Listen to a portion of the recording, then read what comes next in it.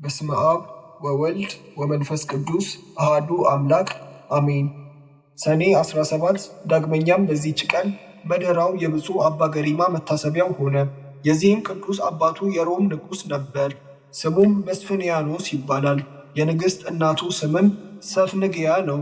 እርሷም መካን ስለሆነች በእናቱ በቅድስት ድንግል እመቤታችን ማርያም አማላጅነት በመማፀን ወደ እግዚአብሔር እየለመነች ኖረች። ከዚህ በኋላ ይህን የተባረከ ልጅ ተቀበለች። ስሙንም ይስሐቅ ብላ ጠራችው። ጥቂት ባደገ ጊዜም የቤተ ክርስቲያን ትምህርት አስተምረው ዲቁና አሾሙት። አባቱ በሞተ ጊዜ የሮም ሰዎች በአባቱ ዙፋን ላይ አነገሱት። እየፈረደና በቀን እየገዛ 7 ዓመት ኖረ። በዋሽታ የሚኖረው አባ ጰንጠሌዎንም በሰማ ጊዜ እንዲህ ብሎ ወደ እርሱ ላከ። ልጄ ይስሐቅ ሆይ ሙታኖቻቸውን ይቀብሩ ዘንድ ሙታኖችን ተዋቸው።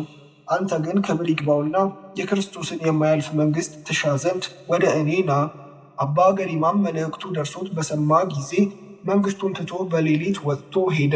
ያን ጊዜም ጌታ የላከው የመላእክት አለቃ ቅዱስ ገብርኤል ተገለጠለት። ብርሃናውያን በሆኑ ክንፎቹም ተሸክሞ የ10 ወር የሚሆነውን መንገድ በ3 ሰዓት አደረሰው። በአባ ጰንጠሌዎንም ደጅ አቆመው።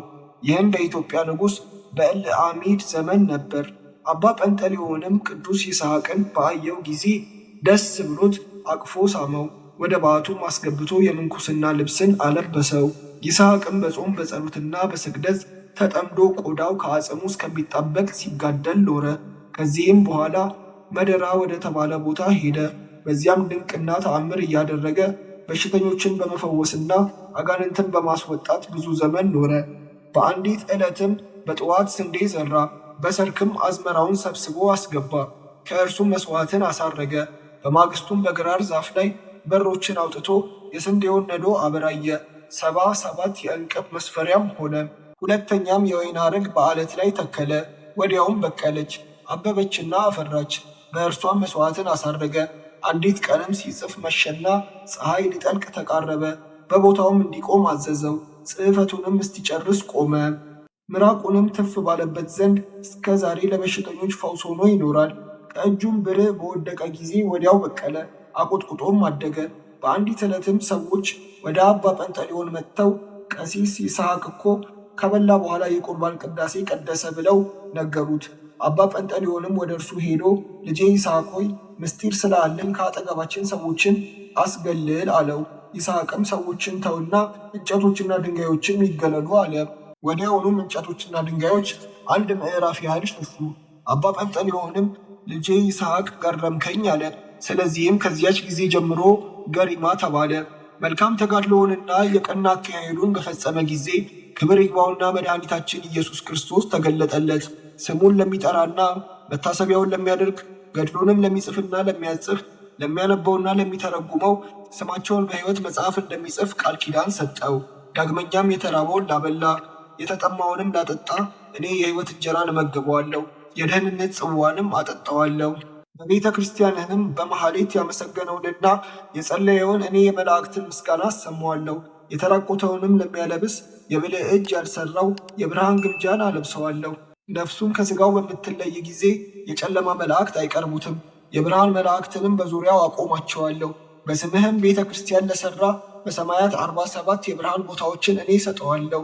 ለቤተ ክርስቲያንህ መባ የሚሰጠውንም እኔ በመንግሥቴ ይቀበለዋለሁ። ቦታህን የሚያከብረውንም እኔ በመንግሥቴ ያከብረዋለሁ። ጠላቶች አጋንንትን ረግጦ የሚገዛበትንም እሰጠዋለሁ። አባ ገሪማም ይህን ታላቅ ሀብት በቸርነትህ ብዛት የሰጠኸኝ አቤቱ ስምህ ይክበር ይመስገን። ግን ጌታዬ ሆይ መታሰቢያዬን ላደረገ ገድሌንም ለጻፈ እስከ ስንት ትውልድ ትምርልኛለህ አለ። መድኃኒታችንም እስከ 12 ትውልድ እምረዋለሁ አለው። አባ ገሪማም መድኃኒታችንን ልጆች ባይኖሩትስ ምን ታደርግለታለህ አለው።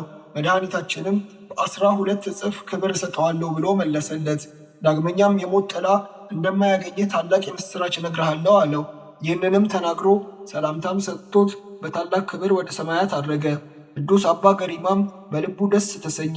ወዲያውኑም በብርሃን ሰረገላ ተነጥቆ ብሔረ ሕያዋን ገባ። ለእግዚአብሔር ምስጋና ይሁን። እኛንም በዚህ ጻድቅ አባ ገሪማ ጸሎት ይማረን፣ በረከቱም ከእኛ ጋር ትኑር ለዘላለሙ አሜን። ዳግመኛም በዚህች ዕለት የሰማዕታት የነአኮራን፣ የበርተሎሜዎስ፣ የእስክንድሪያ የእለ እስክንድሮስ የዮሴፍና የጻድቂቱ አርሴማ መታሰቢያቸው ነው። እግዚአብሔር በጸሎታቸው ይማረን ለዘላለሙ አሜን።